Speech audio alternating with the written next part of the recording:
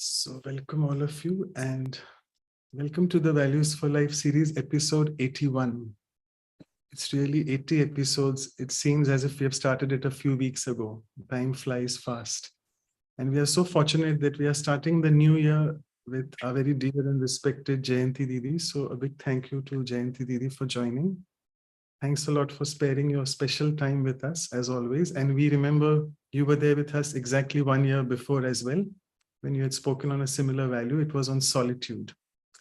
Right. And we are also very fortunate that in this month, we call it the Avyakt month in Brahma Kumaris, where we really try to make our stage very elevated. So we have chosen two values. The first today is stability.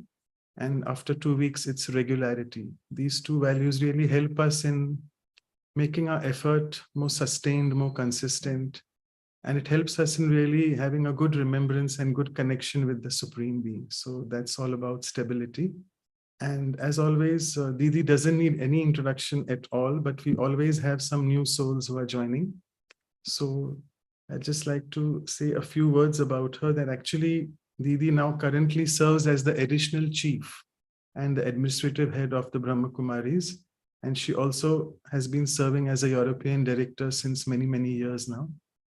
And she also is involved with a lot of international Bouquet delegations, to name a few, to the COP, that is the Climate Change Conference of the Parties, where she's regularly involved. The recent one was in Dubai, COP28. She also serves as the advisor to the Council for the Parliament of the World's Religions, and also as a member of the Executive Committee of the World Congress of Faiths, and also has served a lot being a delegate for International Women's Year Conference in 1975. So a lot, but I think she's a very sweet Didi, always available, just one phone call away and one email away actually.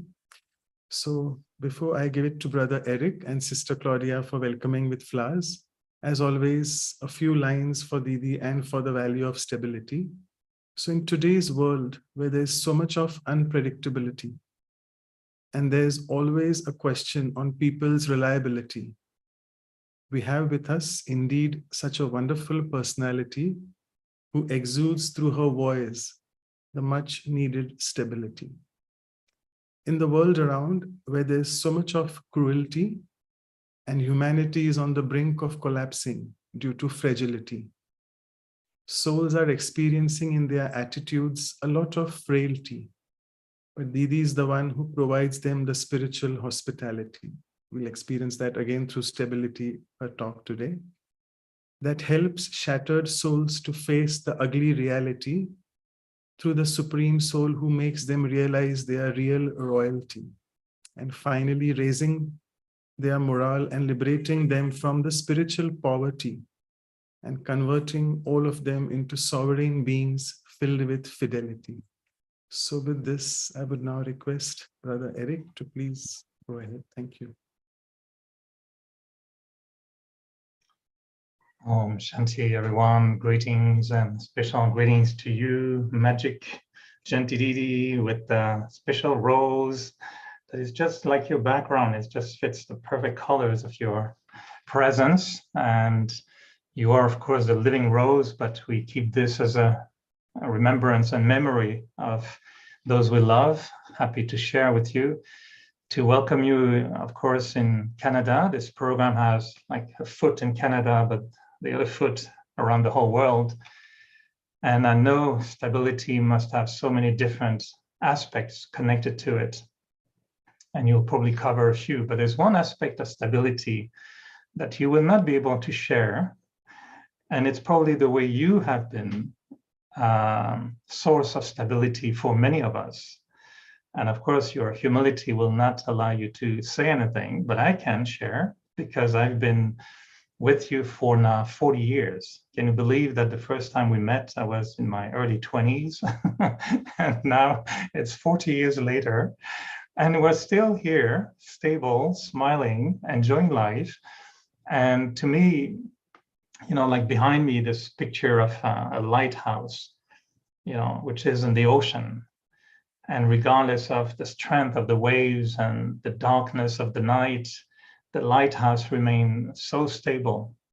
thanks for his strength. I feel that for me, it's because of souls like you and, of course, Sister Mohini, all the daddies, and you met our founding father, Brahma Baba. But for me, I can look at my life and I say, stability is not just going through one storm or one event, but stability overall in the whole life. And I think when we look at our life, with many decades behind us, we wonder what kept us going in one direction. Sometimes there was a few little here and there, but we always came back to, and to me, it's because souls like you have been inspiring me as a lighthouse to stay focused. And whenever we felt sometimes, for me anyway, shaking a little bit or questioning my own ability to move forward, I remember seeing you and seeing some seniors and thinking how are they doing it, how they are managing. And whenever I used to complain about having too many emails, I used to always remember, yeah, but Sister Janti must have 100 times more emails than I do, and she still answers. And one day I asked you, how do you do that? And she told me that Daddy Janki told you one day that behind every email, there's a human being. And that has been giving me a lot of strength to answer millions of emails since that time. So in a way, I would like to really welcome you with my heart by just telling you how much you have been also instrumental in keeping my stability in my life. And without souls like you, it would be like navigating on the ocean in the night or in the dark without the lighthouse.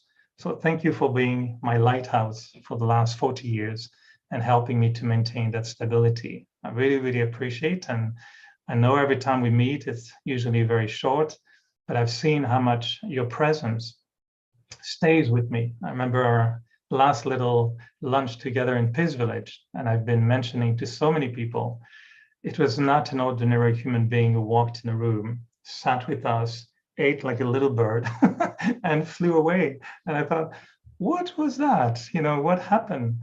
And to me, these are the moments that become like an anchor in my spiritual life. So thank you for the source of stability that you represent for many. So now you can talk about stability in many ways, but I wanted to highlight you as being a source of stability. So with all my heart and the heart of all the Canadian family here, just welcoming you and telling you how much you really, really mean for our whole life. So big thank you of appreciation and welcome to you. Thank you, Brother Eric. Welcome, Sister Janti Didi. It's so nice to have you at the beginning of the year. So it's the year start for us with stability by having you talking to us. So I like to give you a bouquet of flower, give you with lots of love from all the ones participate on the family. Well, of course, this brother's rose is more important because he's rose. No. Still, I have a little bit of flowers here and almost the same color. So, but we all have so much love for you that we give as much flower we can give to you because this is our heart that's giving to you. So thank you for being with us and making this year more stable. Thank you. Thank you, Claudia.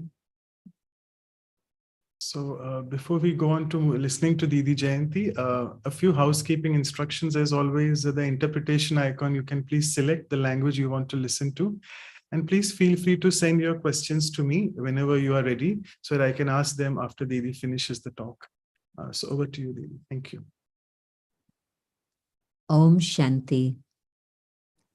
It's true that at the start of the year, to think about the subject of stability, especially in 2024, is so important because you look around the world and you see all sorts of crazy things happening, which one would say, how can this happen to humanity? It's really very strange things that are going on in the world. On the one side, human nature in its final state to the end of the Iron Age, but on the other side, the horrendous events that have been created by humans, but it's now translated into natural disasters. And 2023 was an epic year for disasters, but still they're expecting that plenty more will come in 2024. And of course, we began the year with a big bang, an earthquake in Japan, and subsequently the airplane disaster. So one thing doesn't finish and another thing begins. And it's election year in many different countries, including the US and the UK and India. So 3 big democracies sorting out what's going on, and let's watch the drama.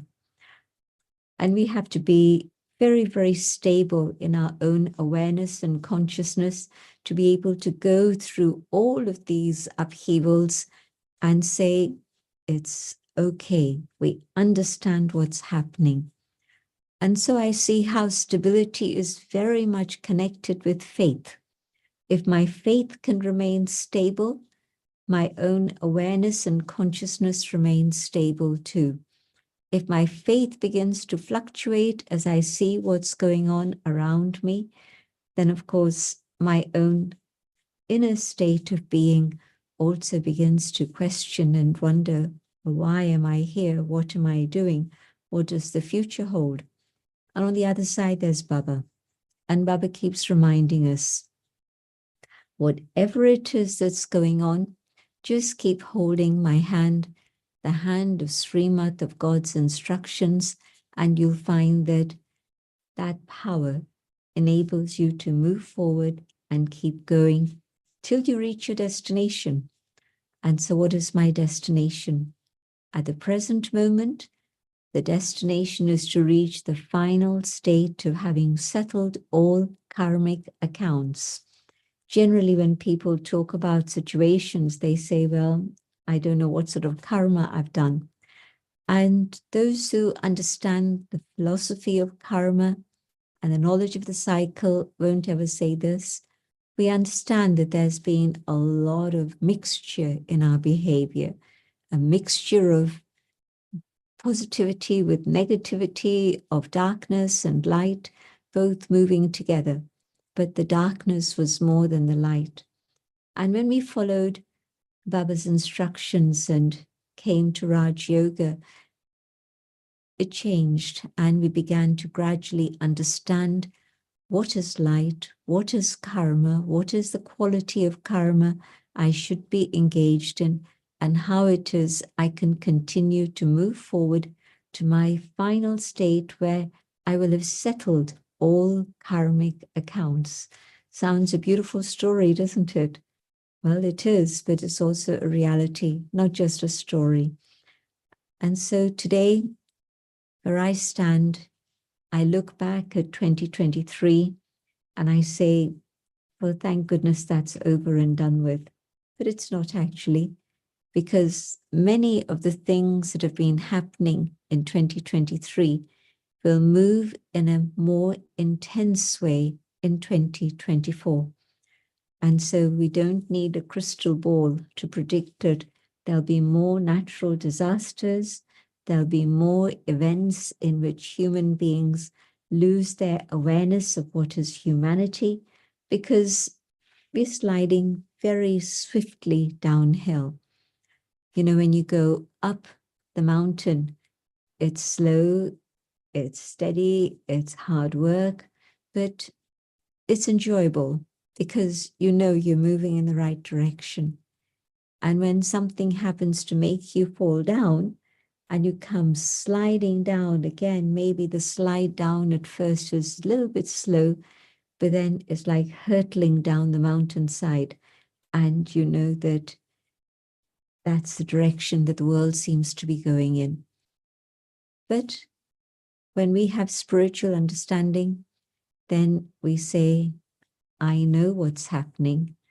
I understand what's happening. And there's significance and reason and meaning behind what's going on.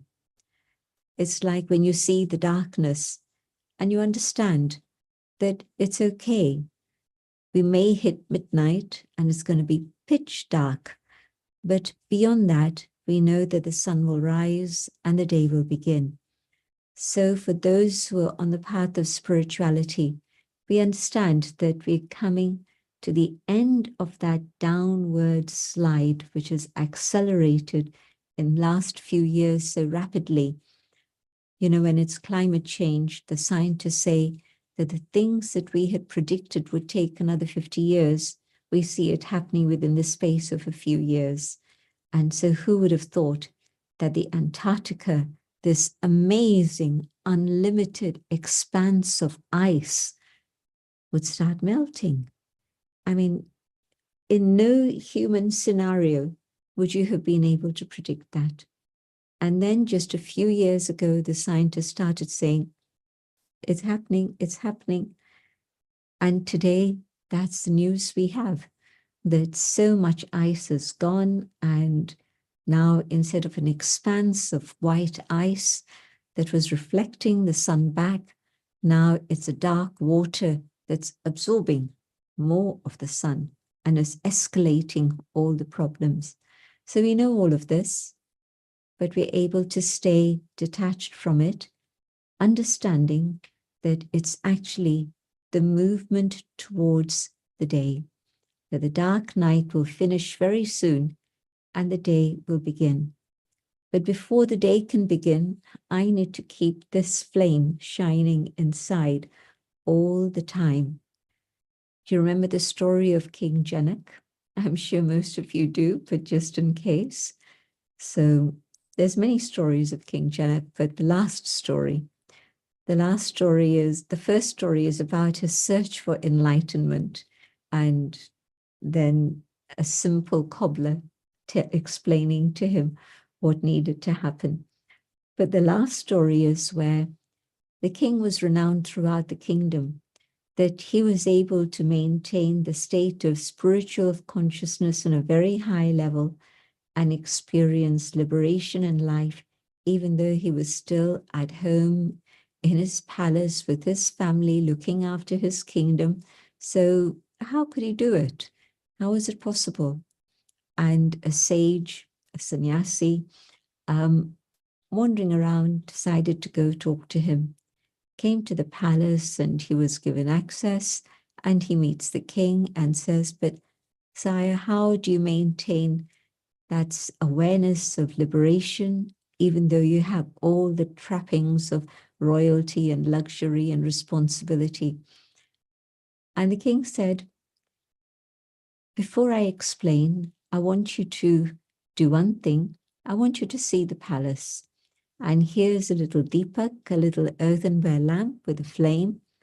And this will show you the way. There are many corridors, long, windy corridors, and this will show you the way. But make sure that the light doesn't get extinguished, because you'll get lost and we wouldn't be able to find you. And so the sannyasi took the earthenware lamp and he went through the corridors, and after a while came back and said to the king, what next? And the king says, what did you like about the palace? And the man says, I didn't see anything. I was so focused on making sure that the light didn't get extinguished by the wind, that I didn't see anything at all. I just was focused on this little flame. And the king said, this is how I live my life. I make sure that this light doesn't get extinguished by anything that's happening out there. And in this way, I'm able to manage to sail through life in that awareness of liberation, Jivan Mukti, life, but a state of liberation. And so that's the story for today. The wind may come, the storms may come, the hurricanes may come, the typhoons may come, and they're getting more and more intense on the external level, but also on the internal level, I think, because it's like the last battle with the negative forces of Maya, illusion, and Ravan, the negative forces that can blow out the flame. There's another song that comes to mind, the story of the storm and the flame. And the flame is tiny and the storm is strong, but the flame wins because the flame says, I'm going to stay alive. I'm going to keep my connection with God. And so, where is my faith? Is my faith in myself? Is my faith in God? Is my faith in my family? Is my faith in the events that are unfolding, the drama of life? And if I manage to maintain faith on all of these different levels, yes, then the light will keep burning brightly and become ever brighter, and I'll be able to show the way to many others also. Because if there's a candle, it's not just for itself. It exists, yes, it's ready to absolutely melt, and the light will shine, and many, many will be guided out of the darkness. And so, beautiful example of letting go of the consciousness of the body and letting that melt away, but keeping this light shining so that I move in the right direction, but also that light can serve many, many others. So what does it mean to have faith in the self? It means to know absolutely that I am a child of God. And of course, many more things than that. But the first step, to know that I am a spiritual being on a human journey, and I've had connections with human beings through my whole journey. But this is the moment, and the only moment, when I can have a deep, strong relationship with the divine and know that I am not of the earth, but I'm absolutely from above. My parent is the divine being, the source of all qualities, the absolute. I am the child of that Father who is the perfect, absolute one. And so I just simply have to remember my origin, who I am and who I belong to. Then I know what it is I need to do. Of course, all of you remember these 3 mantras from Daddy Janki. Who am I? Who do I belong to? And also, what is it that I need to do? And so just coming back to this inner consciousness of who I am and having that faith, and there's immediately superhuman strength. And it is superhuman. Just human beings would never have this strength, but we have access to the one who's the Almighty. And so the supreme power that is available to us gives us that strength to overcome any of the challenges that life may bring. Challenges come from inside, they come from outside, both. And the ones from outside, generally, we can deal with much more quickly than we can with the challenges inside. And then there's the challenges inside, and with the power from the divine, we're able to remove all the negative things that are in the way. And we're able to come back to the awareness of the shining diamond, the beautiful star that each one of us. And every day as we study God's versions, we're reminded of that. And so can I believe that? Faith in myself means to trust that my original state of being is completely pure and divine. And the instability comes when I start questioning, but am I really originally pure and divine? Maybe that's for somebody else. Maybe it's not for me. But no, each and every one is a child of God. And each and every one has an opportunity to actually come close to God and feel that divine relationship with that supreme being. But not everybody chooses to take that opportunity. And all those who are now connected and are listening, all of us have had this amazing experience of a living, real relationship with the divine. So that stable factor that will never change, no matter how many ups and downs I may have to face, is hugely supportive in carrying me through everything. Even when I'm down, at that moment, to remember that my parentage is the most elite, the highest of all. And I say, okay, a child of the divine has divinity. And so I'm able to not just pull myself out of the darkness, but actually experience help from above so that I'm able to rise above the darkness. And so stability, I think, comes first from this awareness of who I am. And the second aspect of stability, who do I belong to? I belong to the One. In today's lesson, we were hearing this idea of how we came empty-handed and we'll go home empty-handed. And it's an expression that comes in all the different traditions. And even for those who don't belong to any tradition, well, they know that life started with nothing. And finally, when life, and they think of life as this, it'll also end with nothing. But of course, we know that the soul came into this body. It did not have a body. It entered this body that was given as a gift by nature, by Brahma, by God. And as we journeyed through our life, we became more and more attached to this. And the more we became attached to this, the more unstable we became. Because things kept happening to this. Sometimes it's my eyes, my ears, my teeth, my arms, my legs. Everything goes wrong. And I begin to wonder what's going on. But it's okay. I, the inner being of light, can keep shining no matter what's happening to this, but it's not mine. I cannot guarantee how long I'm going to occupy this. And so while I have it, my job is to be very careful and look after it well, to the best of my ability, to take all the help that's available. But I cannot say that this is mine. It's on loan to me for an unknown period of time. And whilst I have it, I'm responsible to take care of it. But also, the purpose of having this is to be able to do good deeds.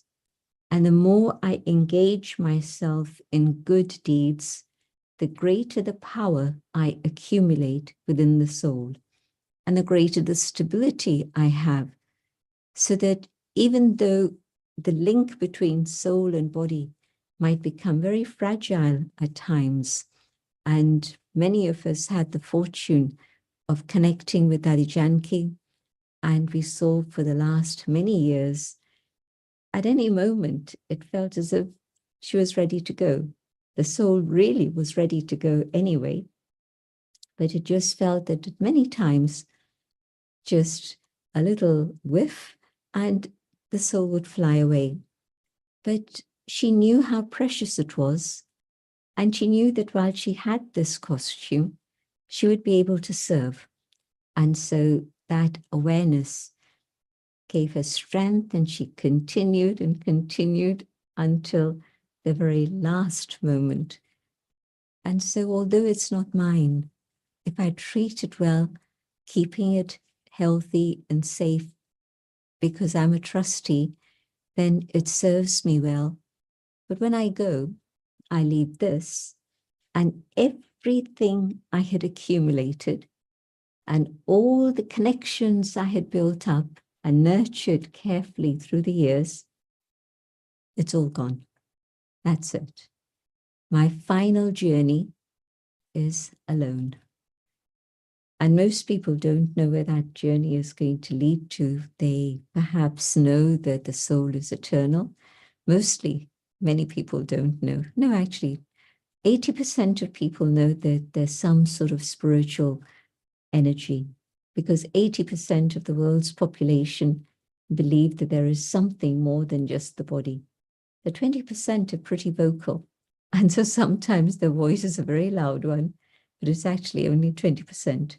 And they say there's nothing. When this finishes, everything is finished. But the point that nothing is mine. I'm not going to carry it with myself. And so while I'm here on this journey, let me keep that flame shining brightly. And whatever are the storms that come my way, I'll find myself being guided by this inner light in the right direction. And then for all of us who have a belief in the divine, in the absolute, in the source, whatever name, the relationship with the divine is a very personal one.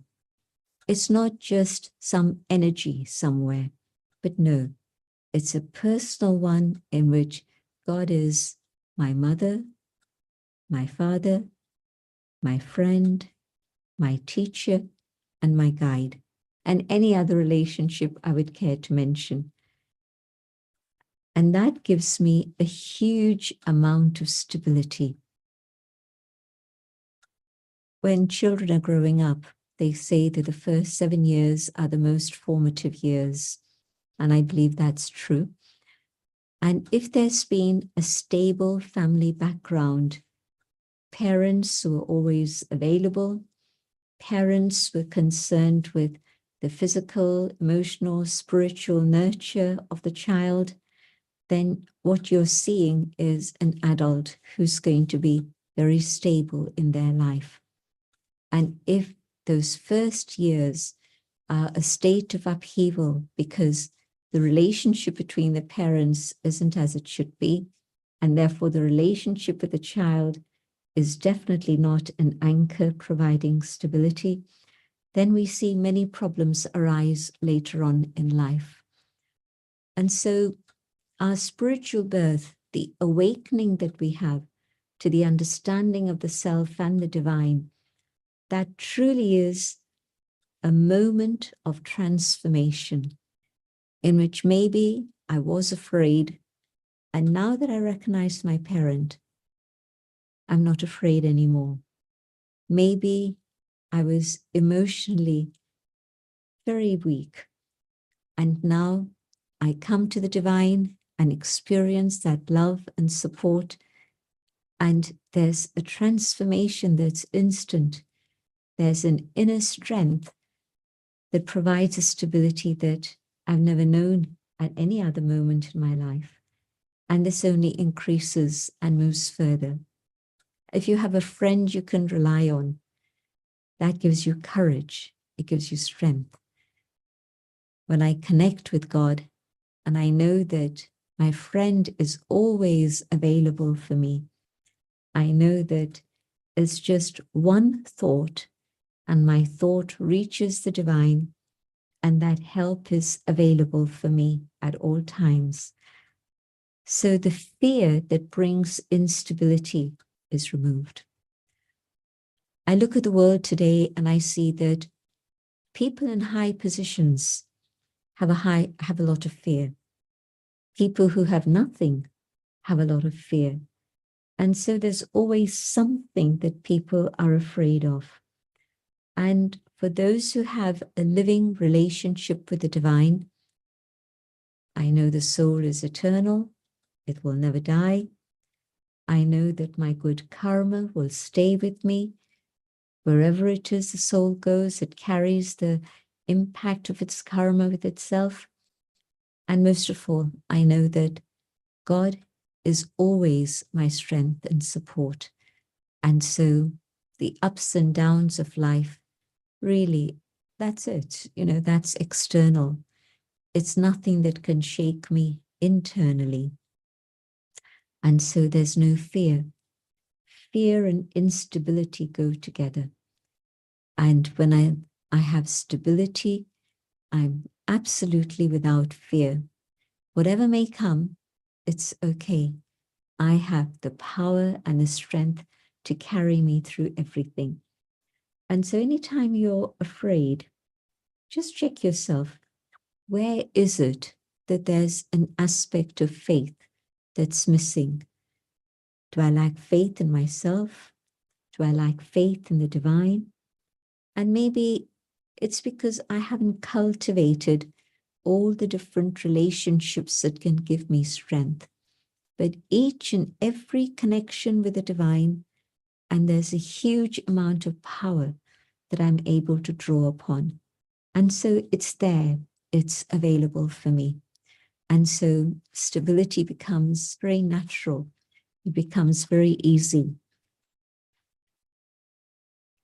And so what can I do today to increase my stability? I need to deepen my relationship with the divine. Whether it's the force of my own old patterns of behavior that I carry. Example, I've tried to deal with my anger, and sometimes I succeed, but very often I don't succeed. And if this keeps happening again and again, I'm not managing to keep myself stable in a challenging situation, and I give way to anger, I lose confidence in myself. And I begin to actually be afraid. How am I going to react? I don't know. But if with the power from above, I'm able to tap into my own inner resource of peace and love, and I keep developing that practice of non-reactivity and developing peace and love in a very emerged and visible form in my thoughts, in my words, in my actions, I gain confidence. And that stability that I'm developing through my faith is going to allow others to have faith in me also. Think about it. If you're unsure of how somebody is going to react, you're very cautious of them. You try and stay away from them and not get involved with them too much. You say, you know, it's like a keg, you know, that has gunpowder in it, and touch it a little bit and it's going to explode. And maybe if today this individual's not in a good mood, or if this individual's going through a difficult time, and I approach them with this, maybe instead of finding cooperation, I'm going to find an explosion. Then I'll think a dozen times before approaching that individual. And so I can't trust such an individual who has an unstable emotional behavior pattern. Is something you're very wary of, and you'll stay away and say, better keep a distance. I don't trust myself, but others also lose their trust in me. Anger is very visible, so I'm just mentioning that in one way, but it could be ego, it could be greed, it could be attachment, anything. But when you see that an individual is prone to any one of these reactions, they don't win the trust of others. If you think about the dadis and why it is till today we carry that loving memory of each and every one of them, it's because they were pillars of stability.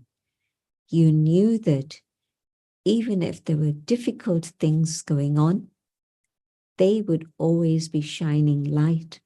And whatever it is that was happening, whether for you as an individual, or whether it was for service, or whether it was a situation in a country, they would always, always be able to keep shining. I'll share a story with you. There was one particular time when, this is in the 80s, and very new service had started in this particular country. And it was a country that had been under communism. But as service started in that country, there was an upsurge of interest, like hundreds of people wanted to find out more. And so the sister who was there was very courageous, and she was continuing to serve even though it was a challenging external official situation. But the passion of God's love was in her heart, and she knew that she had to share with her fellow people in that country. She brought a group to Madhuban, and as I say, it's the early 80s, and it was the first communist country from which a group had come. And one day she said to me, "Do you know, I think I've made a mistake." I said, "What happened?" And she said, "I think that there's a spy within the group. He was coming every day to class, and he seemed to be following all the principles, and everything seemed okay. But now I'm beginning to wonder if he's actually been sent to spy on us and carry a report back. I don't know what's going to happen. What should I do?" And by chance, it was around 11 o'clock in the morning, and Dadi Prakashmani was sitting in that little garden behind that little wall in Pandav Pavan courtyard. Many of you will remember the little patch of green just in front of her room. And so she was sitting there in the sun having a conversation with somebody. And I said to the sister, "Hold on, let me just see Dadi." So I went in into the garden and said to Dadi, "Dadi, when you have a moment, I need to speak to you." And they were chatting, the other sister. Dadi said, "Yes, sure." And she wound up that conversation swiftly and called me, and I took the sister with me, and the sister related the story. And Dadi's stable stage, she broke into a smile. Here she is hearing what the sister thinks is bad news, but she broke into a smile and said, "Really?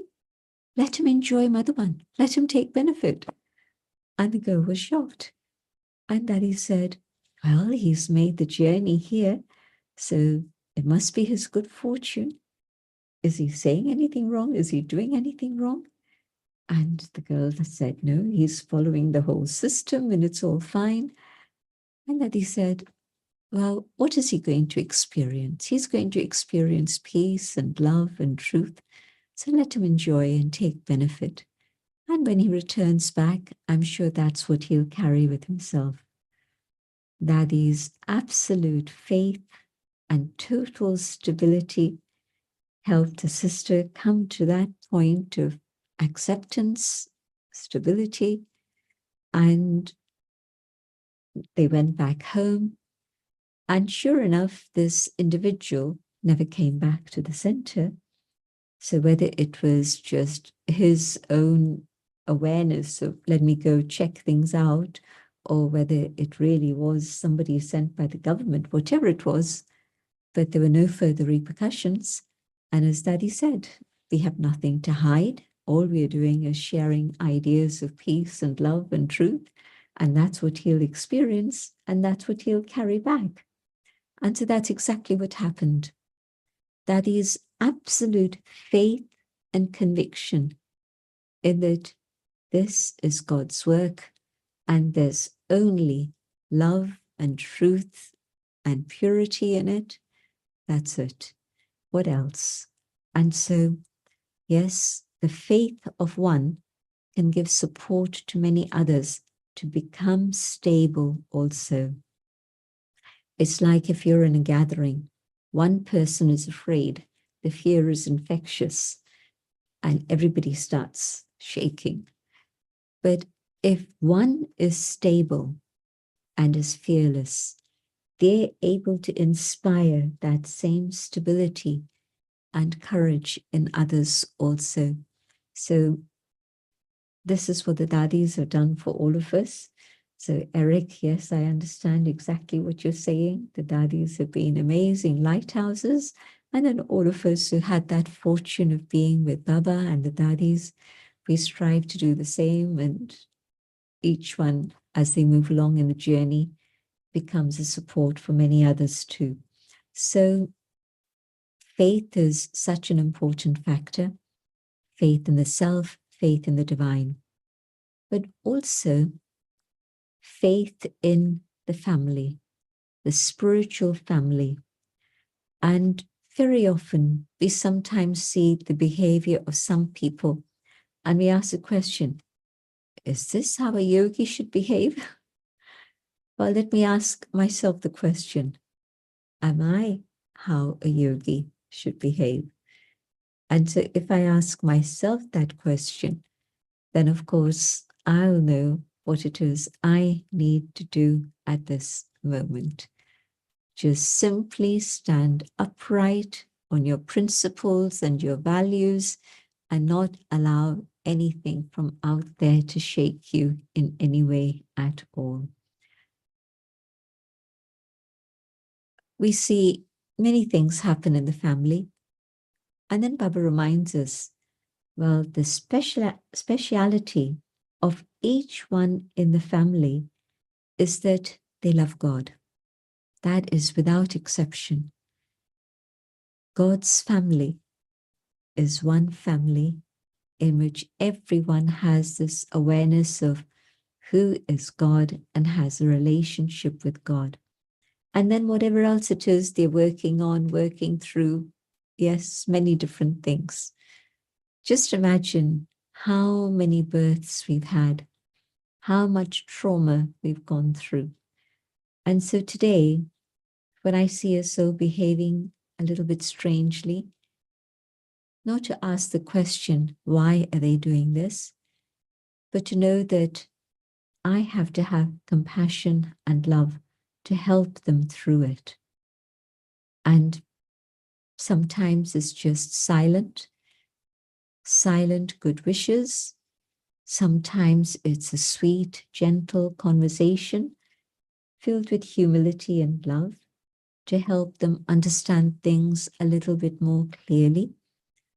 So whatever help it is they need, can I be so stable in my faith that I can reach out and give them whatever it is that's going to be of help to them at this moment. Because strange behavior is actually a cry for help. And so I mustn't let it shake me. I mustn't let it bring me doubts. But I know it's a school. And so the same teacher, the same lesson, the same study, everything is the same. But all the students will learn according to their own interest and capacity, both things. Somebody may have great capacity, but their interest is in other things. And somebody might have, to begin with, little capacity, but they have that interest.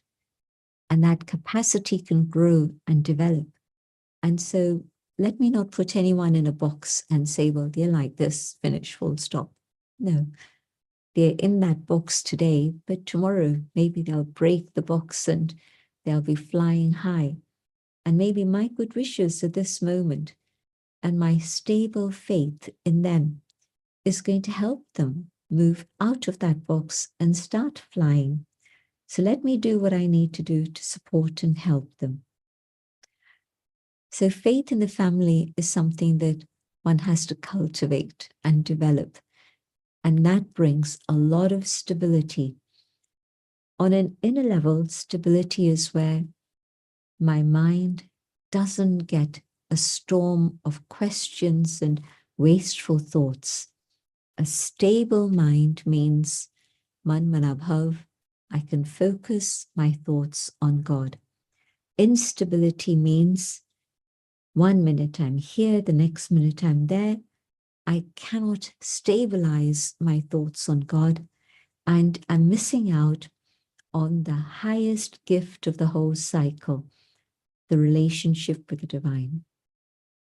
And so I have to find a way in which I can keep my mind still, not allowing negativity or waste or even ordinary thinking, but really pure, elevated thoughts in terms of I and the divine. It's a very interesting comment that came in our lesson this morning. Somebody had asked the question, does God know everything about science? And Baba's very sweet answer, well, why do I need to know everything about science? It's not my job. My job is to purify the impure, and I'm here to do my job. And yes, God knows what is necessary for God to know. He knows what's in my mind. He knows what's in my heart. He knows my past. He knows my present. He knows my future. And it's very personal. And yes, of course, he knows the whole story of the world, the universe. And that's true, but he knows me personally. And the personal relationship is the one in which I can feel that constant support and help that carries me beyond all the upheaval. And so faith in the family, just like God has faith in me. And when I started my journey, or even as I've been going through my journey, sometimes it's been a bit of a roller coaster, but God's faith in me was consistent and stable. And God was always there to give me support. So can I do the return favor? I've received so much, and God needs nothing from me. What can I give him? But what I can do is to give others the return of what I have received. So that just as God has had faith in me, that's made me stable, can I have faith in others so that my stability in faith in them gives them stability also, and they're able to move through.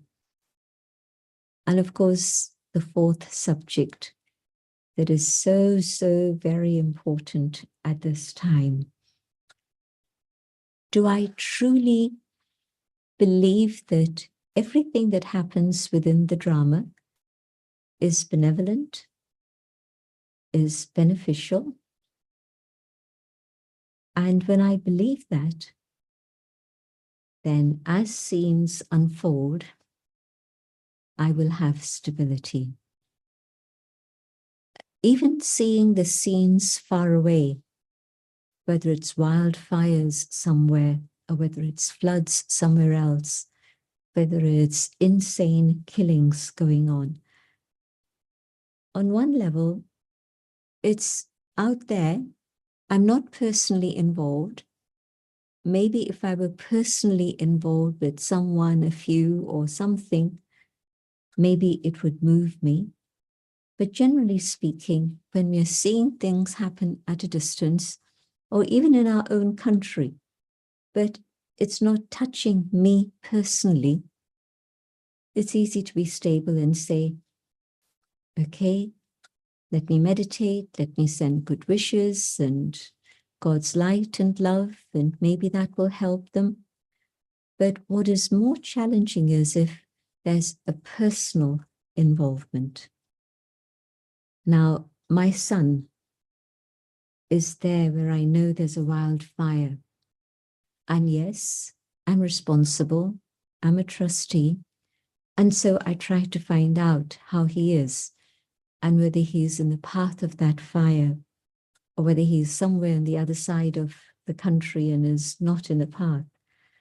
Or maybe he was in the path of the fire, but he's been safe and something has helped him. So yes, it's my duty to keep track of what's going on. But to have waste thoughts and to create a state of anxiety is sending out vibrations that are unsettling for the people we love. And so my instability now, because of my personal attachment, means that I'm not serving, I'm not helping. And so that's one example, but just think about it. Wherever there's a personal involvement, I react. But can I, at that moment, just simply go inside, connect with God, and send God's light, not only to the one I know, but to all those there, just for a few seconds, and then connect above so that God's light can reach out everywhere. It was very interesting when a war started in Europe a couple of years ago. I won't mention names, you all know. But we asked, somebody said, can we have meditation in which we are sending good wishes and God's light to that particular country? And the question then came, but what about all the other wars that are going on? There's one war that's hit the headline, and now it's not in the headlines, even though the horror of that situation still continues. Something else has grabbed the headlines now. But the point is that whatever's in the news and whatever's in the focus is going to keep shifting. But the reality is that everywhere, all around, needs help. There are wars going on in the Middle East, wars going on in Africa, there are wars going on in Asia, and sometimes we hear about it, sometimes we don't, South America again. And so I'm connected here, and I want to send God's light there, fine. But let me do that just for 30 seconds. I connect with God, I send light to that particular place, but beyond that, can I rise up above and stay connected and send the light to the whole planet? There was a lovely blessing we read a few days ago in which we were taught to have a very specific practice, and that was be detached from your own skin, connect with the divine, experience your costume of light, and be up above the planet, so that then you're connected and you're able to be with God and share light with the whole world. Service through the mind, Mansa Seva. But we were also told that in order to be able to do this, you need a mind that's very pure, very clean, so that you can be God's instrument to share that with all. You can't allow yourself to have attachment to one or to a place here or place there. You have to be able to be God's child, belonging to all, connected with all, but not attached to one or two. And so that stable stage in which I'm able to serve the world is something that we are called upon to do now, at this moment. We've heard about these things, we've read about these things for some of us decades, but the time is now. Now is the time when souls actually need this help, more so than at any other time in human history. And so my stability in terms of my thoughts, my feelings, my intellect, my stage, the more I develop all of this today, the more I can be God's instrument to do all of this. It's not possible otherwise.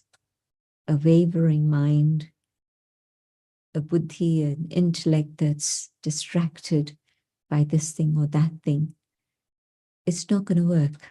I won't be able to connect with God to get power even for myself, let alone be an instrument.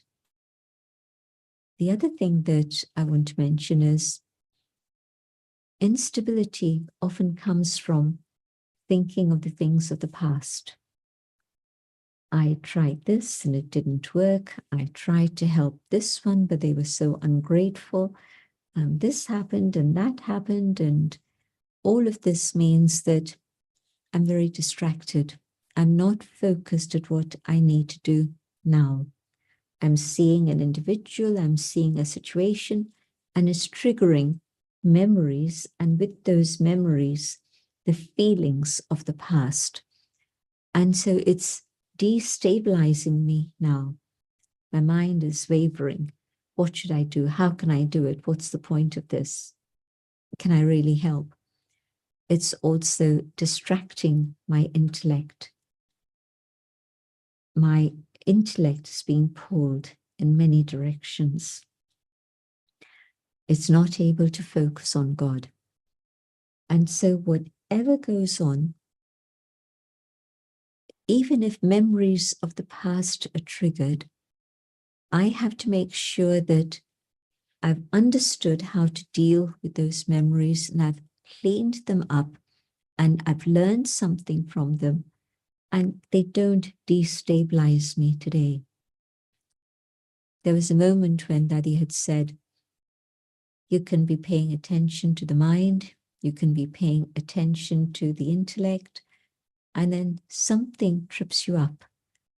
And the something that trips you up is your memory. You see something, you hear someone, and it's a trigger for all the things of the past to come up that were things of sorrow. And so just as I have to clean my mind so that it's strong and stable, I have to clear my intellect so that the intellect is sparkling and is divine and is able to be an instrument to know God and be filled with God's power. In the same way, I have to look at what I'm holding in my memory so that it doesn't catch me by surprise. It's something that had caused me pain and sorrow, and I've buried it. I don't want to look at it. Maybe I'm even scared to look at it. But now is the time to open it up and see what is there. Are there memories still of sorrow? Because they'll shake me. My illusion will come along and give me a good shake. Maya will always find my Achilles heel and will always catch me out. I've not looked at this for a long time. Maya knows it's lurking there and it'll come up. And so let me look at it with Baba as my companion and really be the detached observer of myself. And when I look at it, then what will happen is that I'll begin to make sense of it today. 20 years ago, 2 years ago, a year ago, when it happened, it just caused me pain. And so I didn't bother to examine it or explore it any further. I hid it away somewhere. But now that it's come up again, or maybe, thankfully, it's not a situation that's made it come up, but I've actually made the effort to go back inside and see what it is I'm holding on to. Then I see how it happened, why it happened, and why I reacted in the way that I did. And now, in hindsight, I can see the lessons I can learn from it, so that I've dealt with it and it's out of the way. And maybe even 20 years later, it makes no sense to me at all why it happened that way. That's okay, because today I know that whatever was the karmic account that made that happen was being settled. And now I don't want to think about that. I want to take God's love so that I can heal it, so that it doesn't bother me and disturb me any further. And I'm cleaning it and saying goodbye to it so that it's not going to interfere in what I need to do. If I carry sorrow today, I cannot be God's instrument to give others happiness. And part of being a stable lighthouse is that not only am I shining light on the path, but I'm also able to give others the awareness of God's love. Me in sorrow and pain, how can I show others what God's love is like? I cannot. And so the cleanup that's needed so that really, truly, the soul can shine and be the lighthouse means just connecting with God, totally stable, so that the foundation is strong and the storms won't shake me. Seeing the storms outside, I'm not shaken. I know the drama is moving forward, and the drama is going to move to the day, a world of truth, of justice, of love. People sometimes ask me, what is it that gives me faith? I said that the vision that God has given me of a beautiful world to come is something that I believe in absolutely. It's not even a question of hope or optimism. It is a reality that that world is waiting for us to be ready, and we'll see it happen. And so the sooner we prepare ourselves, the sooner it will come. So let me stop here and see if there are any questions. Om Shanti. Wonderful, Didi. Thank you so much. And I'll take the first question related to your last comment on Mansa Seva, serving through the mind. And also you spoke about karmic accounts. So a question has popped up about what is the proper method to do service through the mind, that is Mansa Seva, because someone's asking that I have been doing it from one of my close friends, and I have been doing this regularly for last 2 or 3 weeks, but he's in the hospital in the intensive care, but he's not improving, he's deteriorating on the contrary. So am I responsible for that? And also that, am I creating more karmic accounts if I'm not doing good service and the person is deteriorating? I don't know what the story of karma is of that soul.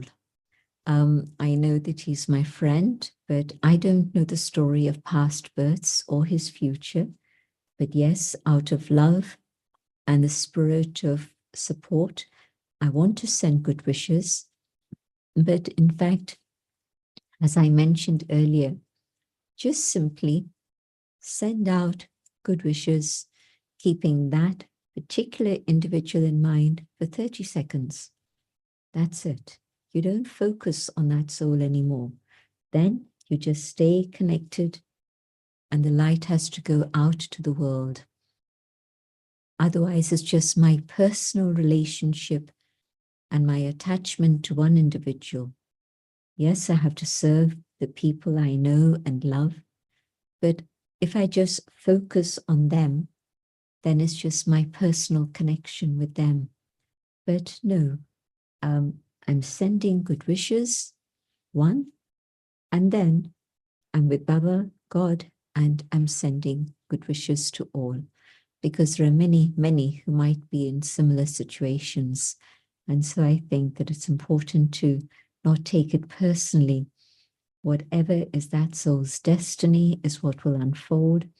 And even if the soul does leave, it's okay. But my good wishes and God's love would have helped the soul move to the next part of his journey peacefully. So if the soul can leave in peace, that's also good service. So don't think about the outcome. Don't expect immediate results. Do what you need to do, and the rest is drama. Next question is about at workplace. I am very stable, she's saying, but people take me for granted because I don't react to them, and they feel, oh yes, she never gets affected, so let's just give the work to her and it's okay, she'll bear it. So they treat her like a doormat. That's what she's saying. So is stability becoming counterproductive now here for me? There's a difference between stability and spiritual authority and being taken for granted. And so let me do the work which I rightfully have to do. But if there's extra that's being loaded, which is unnecessary, I have to sit down with whoever is my line manager and explain that I can do this much, but beyond that, there are other things I need to do at home also. And I'm not going to spend extra time every day doing all the extra things. This is what is my responsibility, and I'm willing to do that. But I have other things that are important for me also. So that you're very calm, you're very peaceful, you are stable, but you're able to express the reality of what you know in a very calm way also, so that nobody takes you for granted, but you stand your ground. Sure.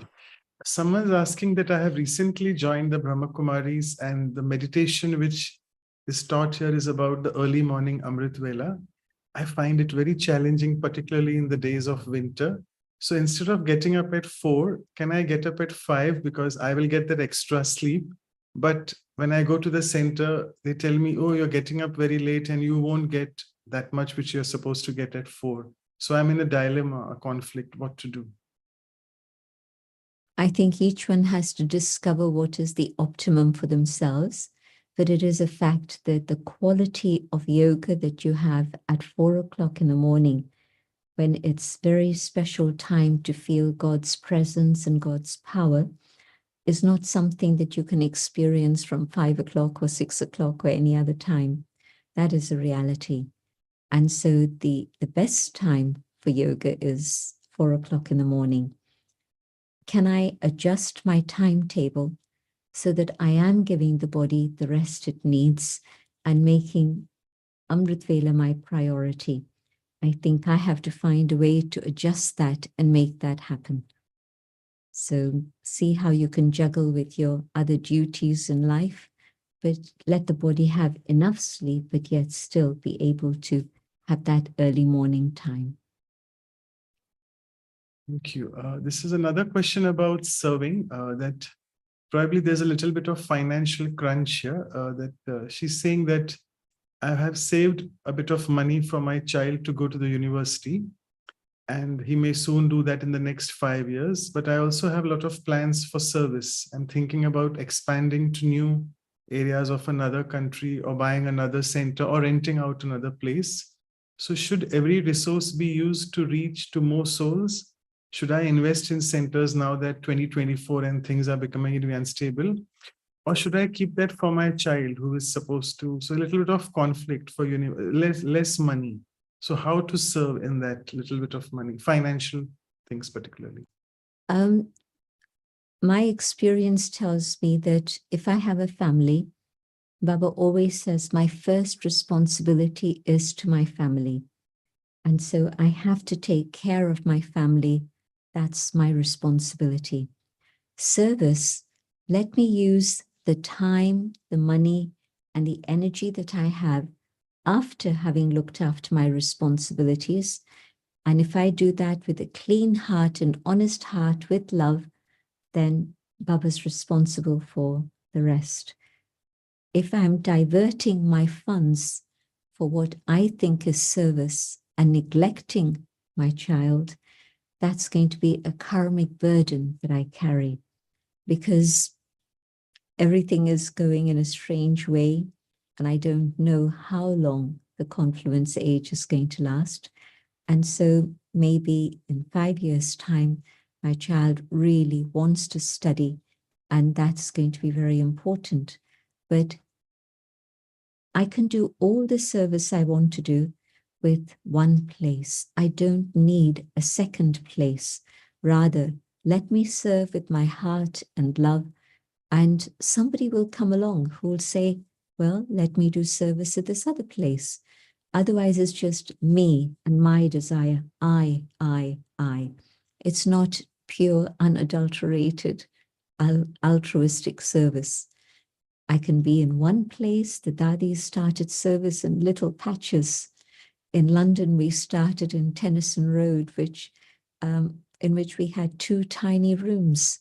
But those were being served, helped, and now there's so much abundance. But it happens everywhere in the same way. So I don't have to say, let me deprive my child of an education and put that to service. No, Baba would not ever say that to you. Use what is spare, what is extra for service, and then others will come who will take responsibility and will share the load, and they'll start service in other places too. Question which is quite funny in one way, because she herself is saying it's funny when I'm asking this. She said, I'm listening to a lot about stability over the past hour from Didi, and I like it. But I feel that if there are no ups and downs in life, life becomes very boring and monotonous. So comments on that. The ups and downs are outside. I don't need to have ups and downs inside. The boat is in the water, but the water is not in the boat. If the water comes inside the boat, it's a problem. And so the ups and downs will always be there. But my stability means I stay close to God. And the joy of discovering more and more about God and myself is the greatest adventure. Wonderful. I'll just take this last question in the interest of time. It's a pretty long one. I'll just squeeze it down.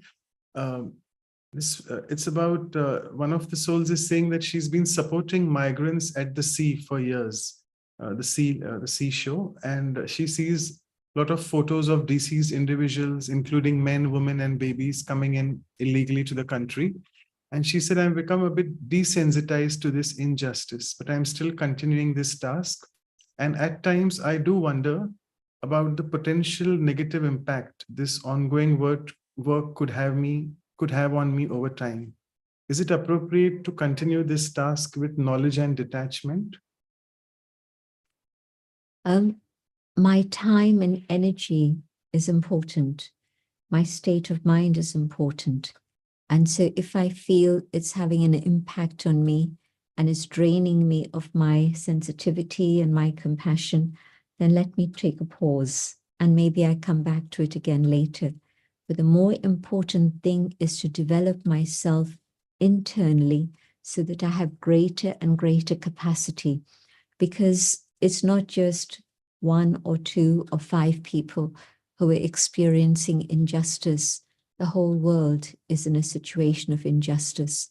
And so the more I can focus on my own spiritual development and my connection with God, the more I can do unlimited service.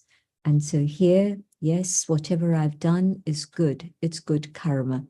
But now let me move into the unlimited and look at things from a bigger perspective and see what greater need is there for my time and energy to be used in which particular way, and channel my time there. Thank you so much. And I'll just take this, if you can just briefly answer, because I know you need to go soon. You spoke about anger. So someone is saying that I have this sanskar of getting irritated, and this sanskar really overpowers me. And then I start losing my stability. So any tips, quick fixes that how can I not get irritated with people? Press the button here and become Om Shanti. But connected with that very much is patience. We've never developed patience because we've never thought it to be important. We think everything has to be a quick fix and a hurry, hurry, hurry. We put a lot of value on speed. But patience is very important. The things that cause me irritation, if instead of getting irritated, I say, okay, Om Shanti, and just take a pause and become patient, then I'll deal with the situation in a better way, rather than reacting with irritation and feeling myself lose my emotional stability and damage a relationship with another that will never be repaired. I don't know when it'll happen. Is it going to take me a year or 10 years to repair that damage? I don't know. But if I say Om Shanti to myself and just develop patience, then I'll know that there's a different way, an alternative way of dealing with this rather than reactivity. Thank you so much. And I'll request Dr. Ashok Mehta now to propose the vote of thanks. Over to you. Om Shanti. Happy New Year to all of you. Especially, I always love Jayanti Ben. Somehow or the other, I have a great faith in her. I've taken her advice in the past many times. I've also known that Jayanti Ben had very long innings with Dadi Janki, whom we all respect tremendously. And I see Jayanti Ben as a direct heir of Dadi Janki. And so whatever she says is absolutely perfect. When she talked about the Antarctic, when she talked about the wars raging, then she talked about Janak and the King Janak and the focus on that beautiful light. I think everything is so perfect to the present time when there are problems which Dadi Prakash Mani solved by saying that, look, we have nothing to hide. When we talk of the God, many times people think that they are really not really normal. They feel that our faith is misplaced. But over a period of time, when I came into Gyan, I just strayed into Gyan as a surgeon to Dadi Gulzar. So my initial foundation was not very great in terms of Gyan, but over a period of time, as I stayed with Dadis and I stayed with the Yagya, and of course, listening to Baba's, Murlis, awaken Murlis, I think our faith is absolutely 100%.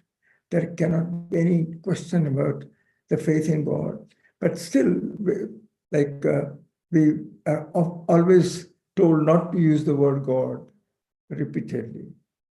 So I think what gentlemen use quite often, and I think that faith in God is the most important thing, which I will only ask one thing from gentlemen, whether should we really use the word God or should we talk of the Supreme, especially when we are talking to doctors and professionals. Though I feel that that's the right way to do it. My faith in Baba is almost unshakable, like everybody else's that we have.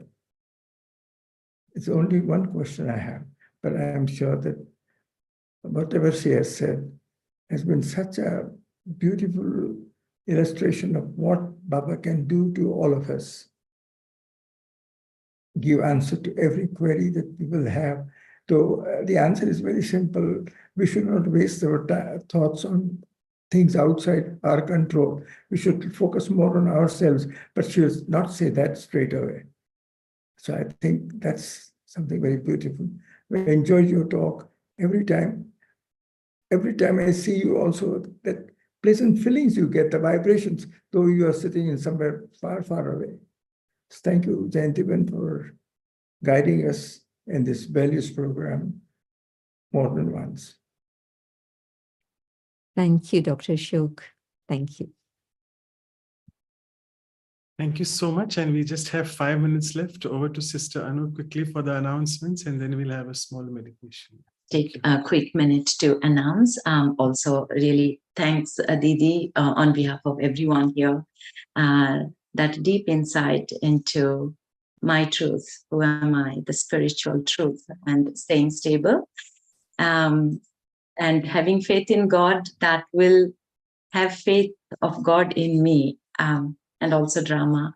So I'm sure we all will take benefit by listening to your class today's session again and again. I think my computer is freezing. Do you want to just reshare it because it's not being seen, or you want me to share it? Can you see it now? Yeah, we can. Yeah, just go on. Yeah.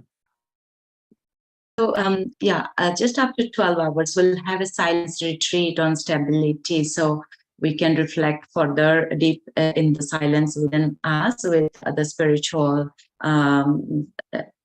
message and knowledge. So we invite you all to join Sunday, 7th January morning, 9 a.m. for India time. This is based on Brahma Kumaris teachings, but it's open to all. So you're all welcome.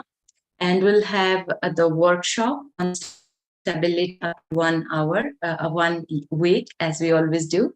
So the first hour will be the experiential exercises on stability to deepen this value.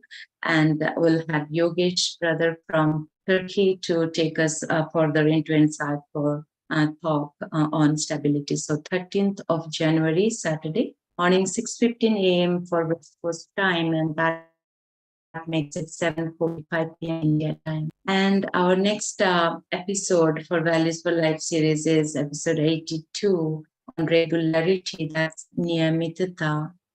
Somewhere that is the discipline pattern that we need to create in order to keep our stability. And for that, we'll have a conversation between Sister Dr. Jenna from Washington, D.C., and our very own Dr. Ashok Mehta. Ashok Mehta is the consultant surgical oncologist, and he's the president of medical wing of Raj Yoga Education and Research Foundation. So it will be great to listen to the spiritual insight on regularity. That will be after 2 weeks on 20th of January, Saturday, 45 p.m. same time. And check us out on our website for more information. That's vihasa.in and vancouver.brahmakumaris.ca. And all the videos in all languages will be on our YouTube channel. Thank you, everyone. Thank you so much, Didi. And it will be great to listen to a few meditation moments. Going deep within, I connect with the innermost peace that I have within. And as the soul becomes peaceful in the presence of the divine, taking light and might, truth and love from God, the vibrations of this reach out across the world.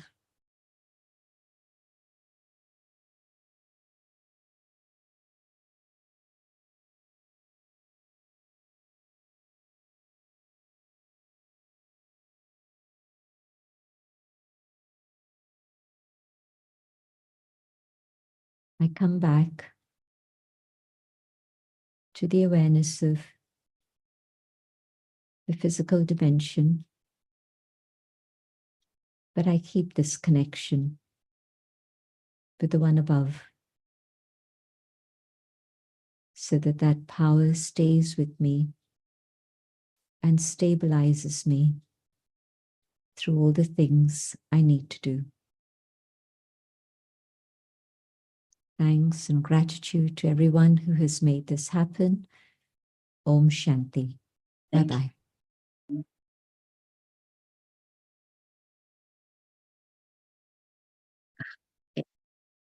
Everyone, we missed the photograph, but Didi had to go, but I'm sure that doesn't take away that experience that we got. Happy New Year once again to all of you, and we'll see you next. Actually, after 12 hours in the silence retreat, please welcome. You all are welcome to join. Thank you, everyone.